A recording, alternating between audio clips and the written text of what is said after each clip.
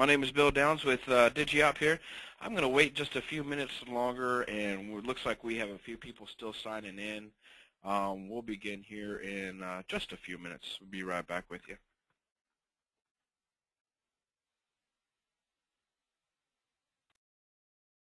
All right, let's go ahead and get started. Good morning, everyone. My name is Bill Downs. I'm the National Account Manager with Observant Technologies. I wanted to thank Supercircuits for allowing us to do this presentation and host this webinar this morning. Main purpose for this webinar is to talk about the DIGIOP 8.6 launch. We do have the ability to take questions. So if you look in the GoToWebinar screen on the right-hand side of your screen, you'll see that there's a raise hand. I'm going to keep everybody muted during the majority of this presentation. And at the end, I'll look through here, and if anybody has any questions, just hit the raise hand button, and I'll be looking through there and make sure that I get to everybody that I can. So DIGIOP 8.6. DIGIOP 8.6 is something that we've been really eagerly anticipating, something that I've been looking forward to personally for a couple months now. With DIGIOP 8.5, a lot of the focus was on improvements being made to the server side and the recording side of the software. With 8.6, we get to make a lot of the improvements to what I think is kind of the funner side of the software, which being DIGIOP Connect and DIGIOP Control. Our target launch date is going to be in April, so coming up around time of ISC. And we will be at ISC, so if any of you are planning on attending ISC, please stop by. We're going to be at booth 12087. Swing on by. We'll show you everything that we have with 8.6. A couple of the key features for 8.6, and some of these we'll really dig into in more detail. I mentioned 8.5 being geared heavily towards the server side improvements and how we record video and how we process video, and 8.6 is really kind of geared towards DIGIOP Connect and Control. So part of that is improvements that we've made towards rendering a live video in Connect. So now when you click and drag over video feeds or server feeds or groups of cameras, whatever it may be, they're going to render the video a lot quicker, and you're going to see just better speed improvements with live video, higher frame rate capabilities, those types of things. As far as the Infinias integration goes, if you're not familiar with the Infinias product, we have done a couple webinars, and they are on the Supercircuits website. I would strongly suggest going onto the Supercircuits website and looking for those webinars that deal with Infinias integration. Infinias, or the Infinias product in general, the Infinias product is probably one of the funnest products that I've been able to sell in my career here. It's an incredibly easy to use IP-based access control system. So when I say it's really easy to use, you run a Cat5 cable from a PoE switch out to the door, plug in the controller. That portion is really easy. You're not dragging banana peel cable all the way out to the door. But you also get a really friendly user interface, so managing people, groups of people, doors, zones, all that stuff is really intuitive. And then setting up all your access privilege rules, forwarding event rules, all those types of things, really intuitive, easy to use. But what we've done here, back to the DIGIOP piece in 8.6, is we've improved a lot of the Infinias integration, so giving you the ability to unlock doors from DIGIOP, and we'll kind of take a look at this a little bit deeper here in just a few slides. Kind of along with that comes a DIGIOP output control from Connect, so being able to control digital output devices through Connect has been added. A simple point-of-sale query interface.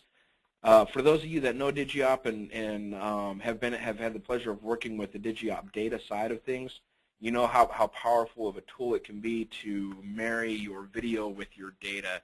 So using that data from a point-of-sale system to really narrow down on fraudulent transactions or theft or undesirable employees, and then have the video side by side with that to validate that information is a really powerful tool. And it's not just about being able to grab that data, but how you search it, how you use it, and how it makes sense how you get to the relevant data rather quickly. And we've made some simplifications to that. Still have all of the advanced filter search queries that we had before, but have simplified it quite a bit, and we'll show you a little bit about that, what that looks like. The next bullet point on here is kind of neat too. So being able to theme DIGIOP Connect based on maybe OEM opportunities or something like that. So now we have the ability to skin DIGIOP to Connect to come up with you as an integrator with your logo, your theme, all that kind of stuff. So it kind of feels and looks and feels like you're going to your customer and presenting a full product that's yours, and providing that full solution, the familiarity level of it for your end user. It really kind of drives everything back home to you as being the owner of the system. So to talk about the Infinias integration and some of the improvements that we've made with inputs and outputs, we now give you the ability with that Infinias integration to lock and unlock doors directly through the DIGIOP Connect software with the click of a button, and I've got a picture of what that looks like here, as well as the digital output control, being able to trigger a digital output through DIGIOP Connect.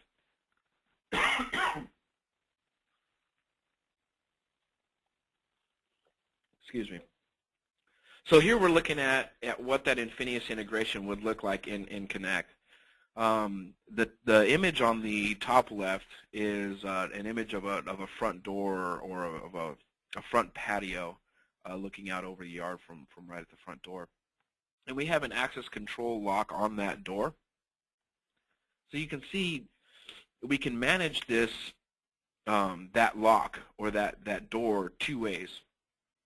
On the top left and the bottom left are our two instances where we're managing that door. The top left shows you the actual video associated with that door, and we have along the top of that image we have a status symbol, shows us whether our door is locked or unlocked. An unlock and a lock button, so we can manually lock or unlock that door right there while looking at the video.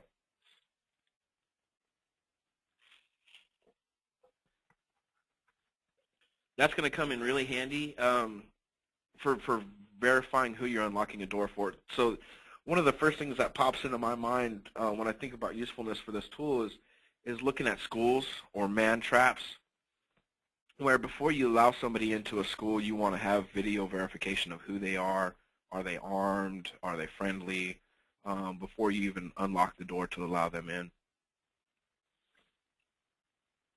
And the image on the bottom left there is basically the control for that door without having the video with it. So if you want to just have a system set up where you are locking and unlocking doors, maybe you want to use DIGIOP Connect, but you're not going to be real video heavy, but you still want to utilize it to manage pieces of your video or of your access control system along with other data pieces, which we do very well. You're able to do that right there in Connect now with 8.6. This is showing here a digital output control, and the example that we're looking at here is actually a garage door. So we can take a look at that digital output and the video, same way we do with the Infinias, and be able to look at that and say, what's the status of that output? I want to activate it or make it inactive. And if we were to come in and click active, it's going to actually activate that digital output and open or close that garage door. That's one instance. You can use it for a multitude of other things. I want to activate a siren or a flashing light or whatever you might be using any kind of digital output for. Now, I should say that digital output can come directly from the DVR or the NVR itself, or through an IP camera. You can use an I/O from the IP camera to activate that output device as well. So looking at some of the point of sale stuff here, I mentioned a little bit earlier about how well DIGIOP Elements works with point of sale and other data systems as far as loss prevention goes. We had a really detailed manual type filter query, which is a really powerful query. It allows you to do multiple levels of queries.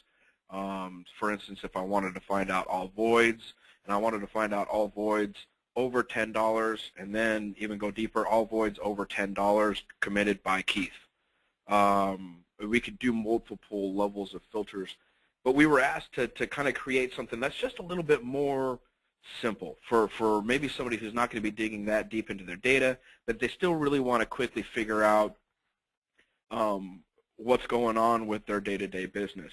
So we created this kind of text search, or a Google type search, where when we're looking at the data piece, and here we're looking at some point of sale information. And as we're looking at that, you can see over here we have this text search box where we can really quickly just type in voids. And what it'll do is it'll filter and search through every one of your transactions that has a void on it. Maybe it's just a line void, or maybe it's an entire transaction void. And it'll populate all those transactions.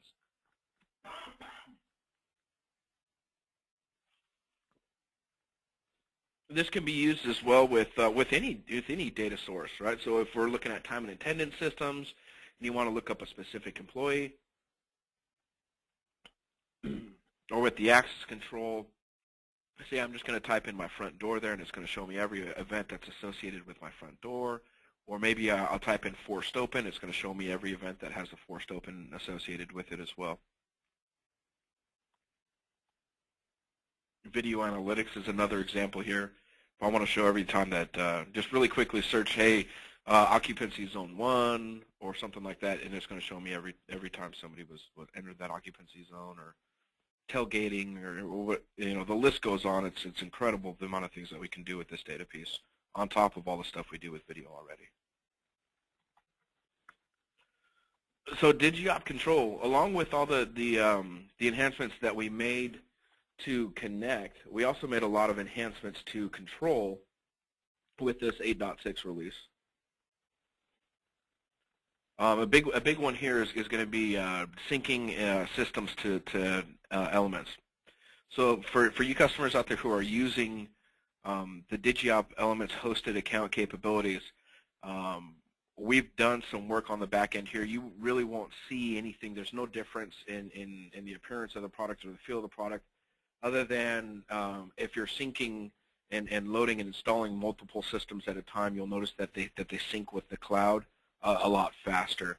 So when we start looking at sites and rollouts where we have 300 sites, and we are syncing multiple systems to the cloud at a time, the responsiveness of the cloud piece has greatly improved here. I think this next bullet point is really kind of one of the neat pieces, and I have a slide that'll show it a little bit better. But pushing server software updates through the cloud, down through the hosted environment, down to multiple systems or to a single system. And it doesn't even have to come from the cloud. You can actually select a local file path to load that server software. So if we've provided an updated version of server software and you're not utilizing the cloud, but you have multiple systems maybe on a WAN, you can select a certain file path and be able to upgrade multiple systems, with a couple clicks of a mouse. The ability to configure the motion detection zones for IP cameras has been added to connect. So this is, or to control, sorry. This is something that has been in control for analog cameras since 8.5, and 8.6 brings it in there for IP cameras as well. So just giving you, that one simple interface where you don't have to bounce back and forth between the camera's website and DIGIOP Control to completely configure the camera system the way that you need to. Emailing actions.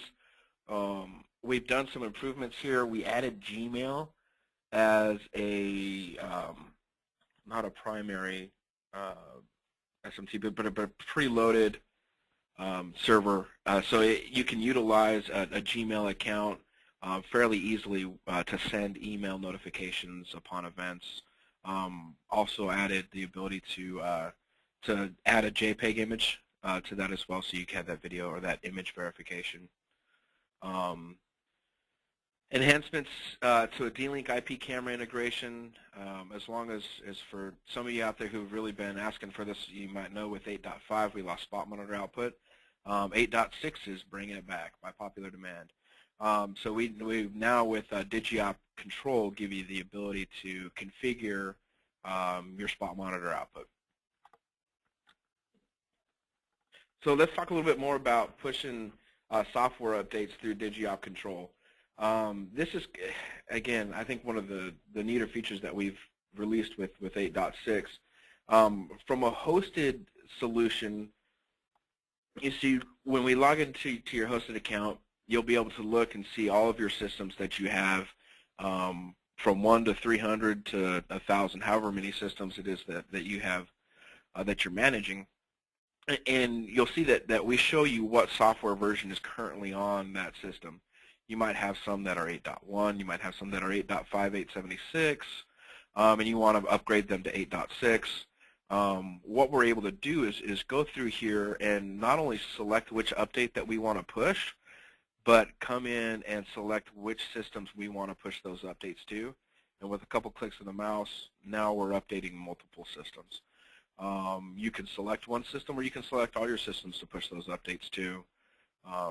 That's completely up to you. And again, this is something that can be pushed not only from the cloud, but can be pushed from an internal server. So if you have that server software upgrade file somewhere within your internal network, you can select that as a file path and push that out to multiple systems without having to use, without having to download from outside the building. So setting up rules for email notifications got a lot easier, in part because of that Gmail SMTP type of setup.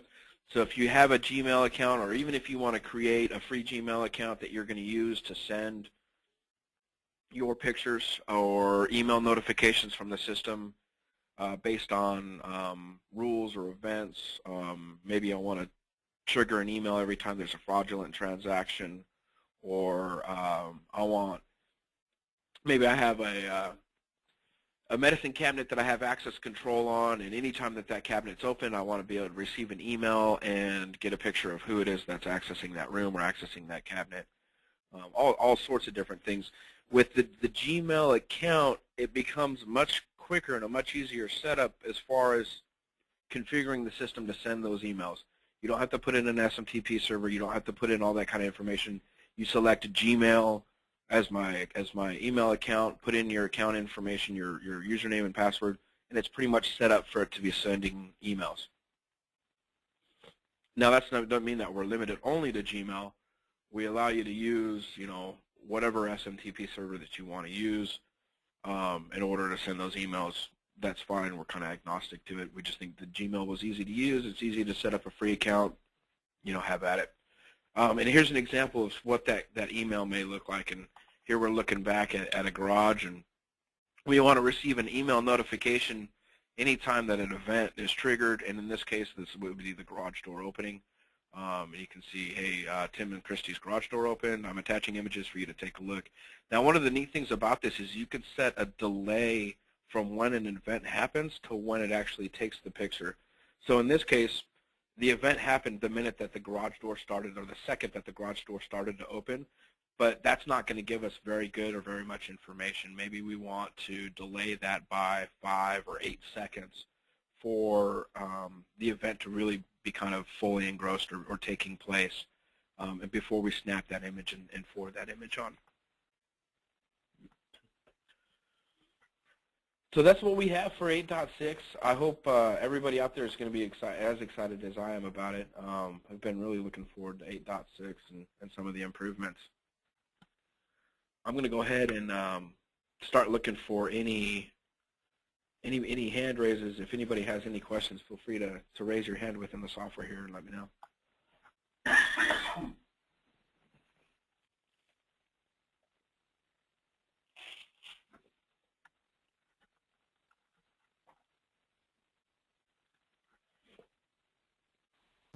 All right, Mark Shu, it looks like you have a question. How can I help you out? Just wondered if this webinar will be available for review later on Supercircuits site. It is. We are recording it, so usually typically within a day or two it'll be up on the Supercircuits website. Good. Thank you.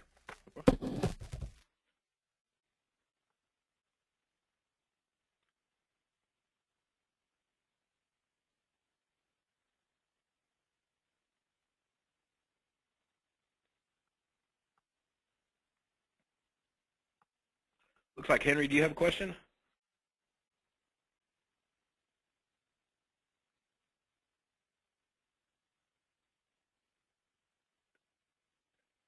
Henry Reichert? How about Jesse? I see a hand raised for Jesse. Jesse, do you have a question?